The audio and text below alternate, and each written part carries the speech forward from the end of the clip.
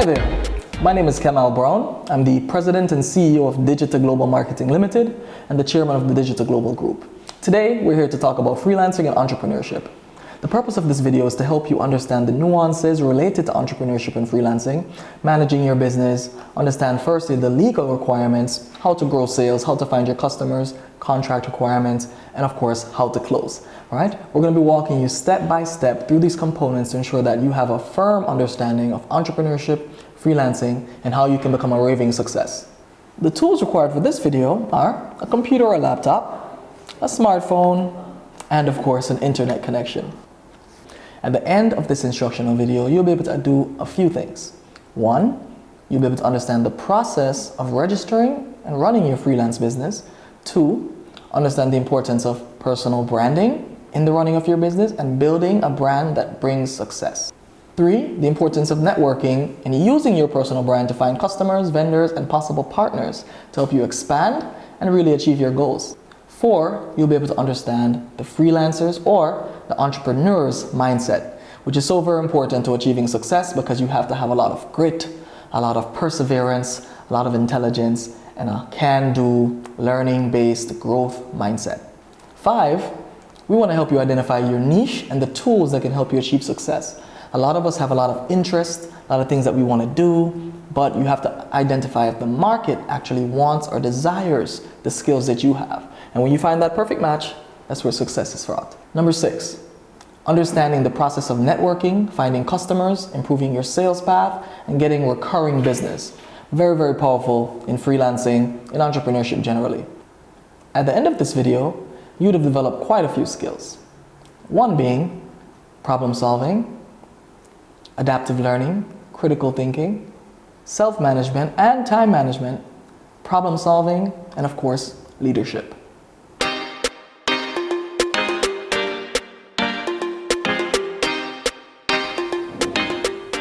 Okay, first things first, the legal requirements for registering your business. Now, a lot of people have mixed feelings about registering. Should I, shouldn't I? Doesn't it mean I'm gonna get audited? Doesn't it mean there's a lot of people watching me? No, registering your business is a benefit because you can actually operate legally, meaning carefree, within the marketplace. And on top of that, by registering, you get the opportunity to bid for larger contracts. Also think about it. Larger companies do not do business with companies or individuals that are not registered because there's an inherent liability to doing that, meaning you can just up and disappear and they have no way to find you. So it gives them an additional layer of trust and it's a wise decision. Now, to register your business, you need to visit the company's office of Jamaica. There are different business types and registration types. So for example, my company, Digital Global Marketing Limited, is a limited liability company, meaning that it is separate and apart from me, the director. I own the company, I own the shares in the company, but I am not the company. It is a separate legal entity, hence limited liability. What that means is, for example, say that my company was sued for whatever reason. It means that the company would be sued, the company's assets, the company's earnings, the company's cash would be liable for the lawsuit. However, Kemal Brown, my personal assets, my home, my car, all of it would be safe because individuals entered into a legal contract with the company. You have what's called a sole trader, where you are not a separate entity from the company. It's a cheaper way to register for those with, cash, have a lot of cash. I think it's about $2,500. You register there, but you are the company at that point. So your taxation is tied to the company. Everything you do is tied to the company. Meaning if you get sued, or if the company gets sued, or not the company, but the business gets sued, you also get sued. The sole proprietorship is called a business registration, meaning you're getting a business name. When you register a company, which is a limited liability entity, you get a separate name, separate TRN. The business name is an actual extension of your current individual personal TRN. Now, in cases of partnerships, this is when two or more persons come together to form a business, right? The process is similar to the business name. You are still the business, only that it's shared among a larger pool of people. So really consider registering your business. Understand that registering is not the only aspect. You also have to understand the business type, choose your niche, do a business plan, which is wise, right? To ensure that you know exactly what you're doing. Come up with a name for your business, which ties into branding, tied to what you're doing as well. You don't want to come up with something too ambiguous, something that people don't even know. Google is Google, but it's only Google now because it became heavily popular. If you're doing something that is not, or something that is a smaller business, not with the potential to scale globally, you might want to choose something more simple, more easy to understand. And as we get later into the chapter, when we speak about personal branding, is SEO, which is search engine optimization compliant, meaning it's way easier to find you. And there are many benefits for doing things legally and correctly. The most beneficial of all is the scale of business that you can do, meaning you're reaching larger persons, larger customers, more money, right? And of course, you're also able to not only transact business on a larger scale and internationally, but you're safeguarded legally within the country. If you're not doing business legally, there's no safety parameters by the law for you.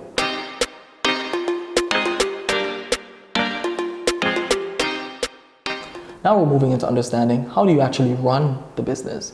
And a large part of running the business is tied to your infrastructure. Before beginning a business, you have to plan, think strategically. What am I going to sell? Who is it that's going to buy? Where will I sell it?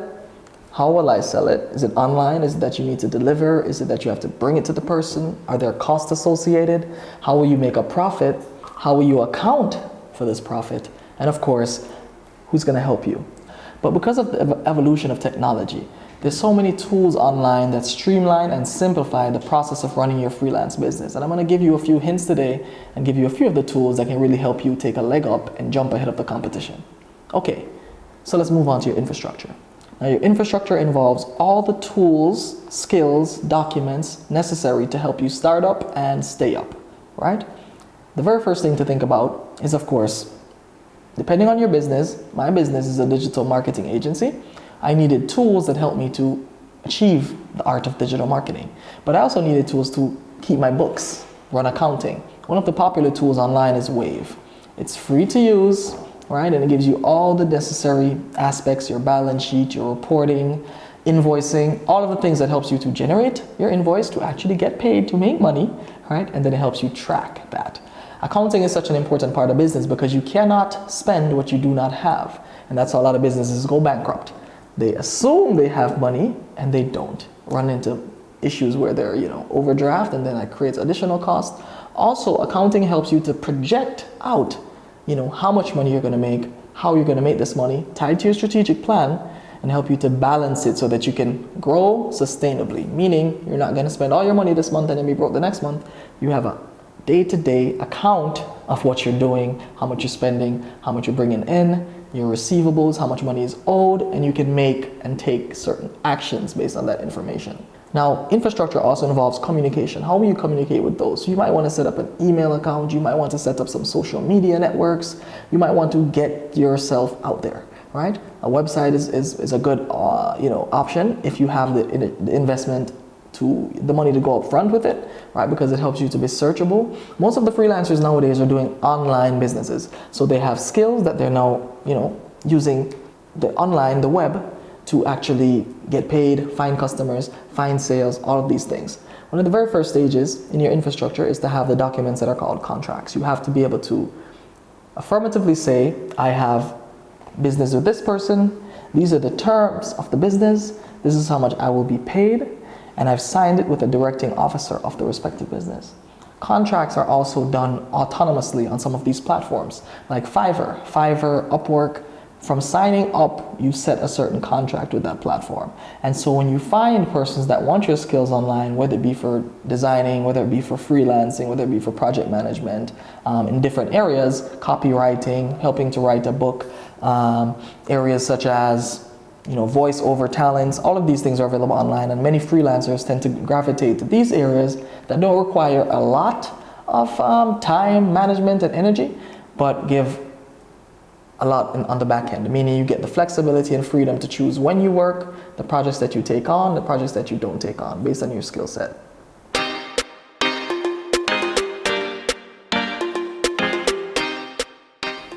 Finding your first customers is a pretty easy task if you think about it, because through living, you've come to know a lot of people.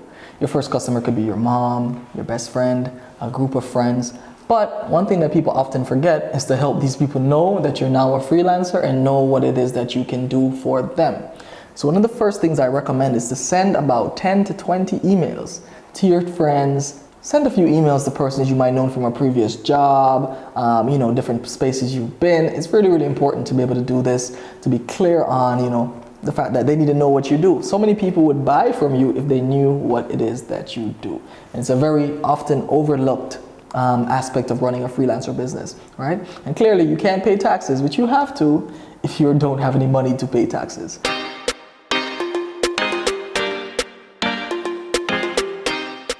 Now, in the context of growing your business, finding these new customers, it's not only about looking through, your emails and looking through persons you know and then sending out WhatsApp blasts. It's also going to networking events. On average, there's at least 3 to 4 networking events taking place monthly: business meetings, conferences, tech meetups, startup link-ups, or just invite a few startups that you know out for drinks and have a talk about what it is that their strategies to grow their business, how they did it, how they find customers. One of the best resources that you can ever find is a mentor, and to find people that have done it before you, people achieving the results that you would like to achieve, and then asking them, how did you do it? Very, very simple, but very, very true. Growing your business also might involve adding additional business lines. So for example, say that you started as a graphic designer. You might start out with graphic design, just doing business cards and flyers. You might want to add billboards to your repertoire so that you expand your service set. You might want to say, hey, graphic design is good, but videography is something that they go hand in hand. So you start saying, I'm going to offer videography too. A large part of this is taking the necessary courses to expand your skill set to ensure that you actually can achieve the job. A point on quality. The best freelancers understand that their brands, their personal brands, everything that they are, is tied to the output that they deliver. Whether you're an accountant, whether you're a singer, whatever it is, the quality of the product is what keeps people coming back, and also the service standards and the delivery of that service. So if you tell somebody you're going to call them back. If you tell somebody you're going to deliver at 5 p.m., deliver at 4:55 p.m. Always seek to under-promise and over-deliver, because the brand that you built determines many things. It determines how much you can charge for your services. An iPhone is only $300. It takes $300 to make it, but they can sell it for $1,000. Why?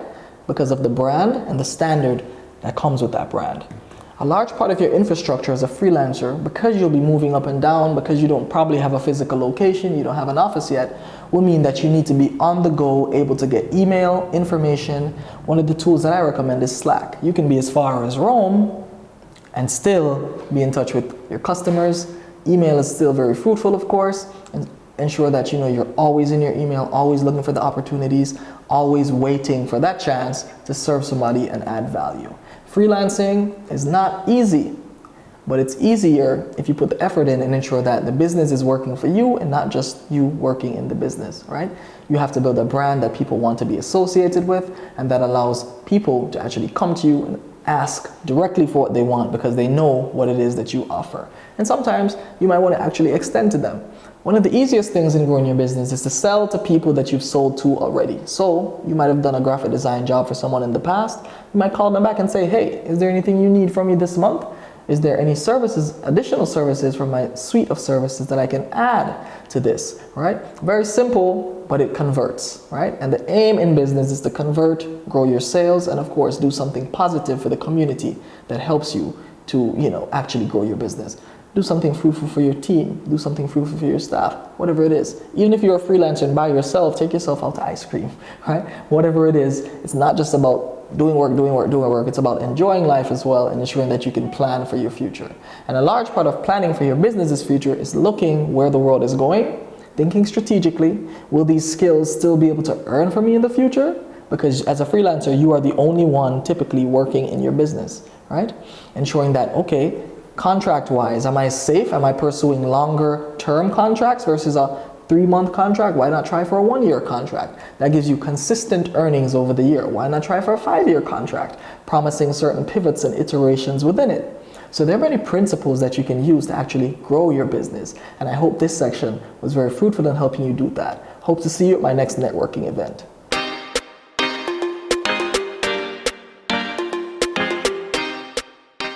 Okay. All right, perfect. Yeah, great job. Cool. I just came out of a negotiation. Such an important part of business, right?